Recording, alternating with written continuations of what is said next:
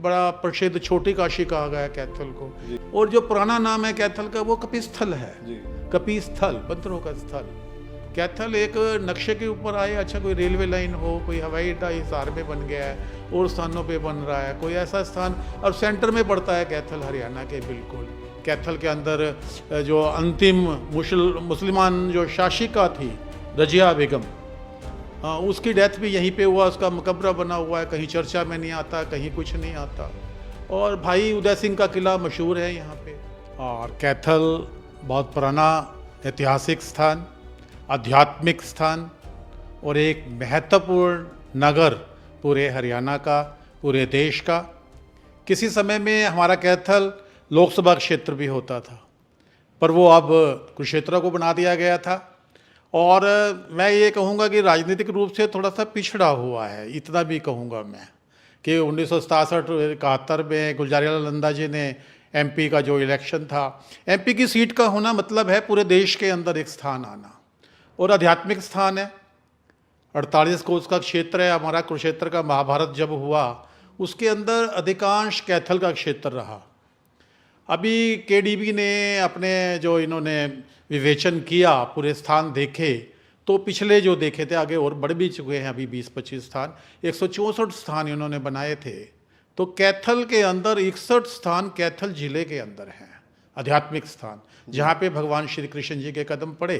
कैथल जिले के अंदर 5 जिले हैं, पानीपत है, करनाल है, जींद है और हमारा कैथल है, कुरुक्षेत्र है। और तो कैथल पिछड़ा हुआ क्यों रहा है? हमारी चर्चा आज विषय भी कैथल का है, हमारा पिछड़ा हुआ कैथल जिला है। इसको कोई वजह क्या है? केडीबी भी कुरुक्षेत्र में रह जाती है, कैथल का कोई ध्यान नहीं देते हैं। कैथल में इतने स्थान हैं, सिसला स्थान है हमारा, जहाँ भगवान श्याम जी का वहाँ पे जन्म हुआ स्थान है, वहाँ पे रहे हैं वहाँ पे। और भगवान कृष्ण जी ने नवग्रह की स्थापना कैथल के अंदर की, इसको भी हाईलाइट करना चाहिए जी। और कई तरह की, मैं अगर कहूँ आध्यात्मिक की बात की है मैंने, ऐतिहासिक की बात की है मैंने। कैथल के अंदर जो अंतिम मुसलमान जो शासिका थी रजिया बेगम, उसकी डेथ भी यहीं पे हुआ, उसका मकबरा बना हुआ है, कहीं चर्चा में नहीं आता, कहीं कुछ नहीं आता। और भाई उदय सिंह का किला मशहूर है यहाँ पे, भाई उदय सिंह का राज रहा। भाई साहब कहते थे उन्हें, हेमू भाई साहब थे, उनका राज रहा। ये मैं बात करूं तो आगे 1767 और 1783 तक वो शासक रहे यहाँ पे। तो बड़ा ऐतिहासिक स्थान कैथल है, आध्यात्मिक स्थान कैथल है।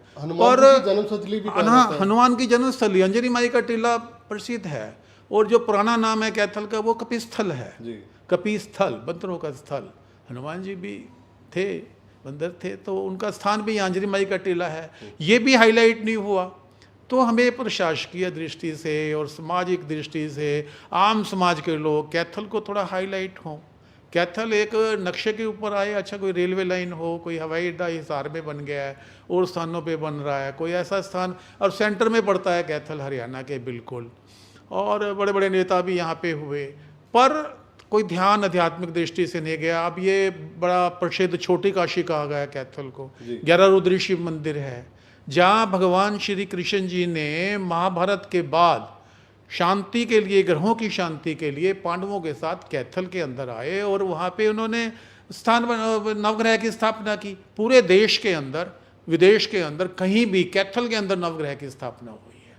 और वो जीर्ण अवस्था में है, जीर्ण शेष हो रहे हैं, बिल्कुल गिरावट की अवस्था में है जी। तो नो के नो ग्रह कैथल के अंदर है हमारे, उनकी कोई देखभाल करने वाला। केडीबी सारा पैसा कुरुक्षेत्र में लगा रहा है, कैथल में क्यों नहीं लगता? अभी मैं बताऊं आपको, मैंने भी कोशिश की कि 90 लाख रुपए 11 रुद्र शिव मंदिर में एक सामाजिक हॉल बनना था, आम व्यक्तियों के लिए बनना था, उसके लिए भी 3 साल से प्रयास कर रहे हैं हम। और ये गणेश तीर्थ है, गणेश तीर्थ के नाम से महाभारत के अंदर भी आता है, तो इसकी भी देख रेख करनी चाहिए। यहाँ पे स्वयं शंभु 11 रुद्र जो हैं वो निकले हुए हैं। तो बड़ा ऐतिहासिक स्थान है, छोटी देवी है, बड़ी देवी है और बड़ा आध्यात्मिक स्थान है, तो यहाँ के होना चाहिए।